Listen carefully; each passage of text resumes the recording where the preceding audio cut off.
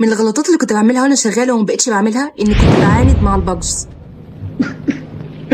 يا حسن السودة انا يابا، يا حسن السودة انا يابا، يا حسن السودة انا. لو شغاله على تاسك ما وفي باجه طلعت لي، مثلا الستايل مش متطبق او في مشكله ما في التاسك انا مش عارفه اكمل التاسك منها، كنت بقعد في البجايه دي ساعه واتنين. لا انا هحلك، لا انا هحل البج دي، وده غلط. اوقات كتير بناخد وقت كتير في البج وبعدين تكتشف ان وقت التاسك خلص. انا بتطلع لي بج زي كده مش لاقي لها حل دلوقتي، بكمل في باقي التاسك وبحيث التاسك بس تبقى واقفه على البج دي. لما بسيب البجايه وبرجع لها تاني برجع لها بعين جديده، برجع لها بتفكير اهدى وبالتالي بتتحل. لكن ان انا اقف على اول بج وانا انتي ومش هكمل التاسك غير لما احلك، فده غلط. لو بتعمل المشكله دي اكتبلي في الكومنتات واشوفكم الفيديو الجاي، والسلام عليكم.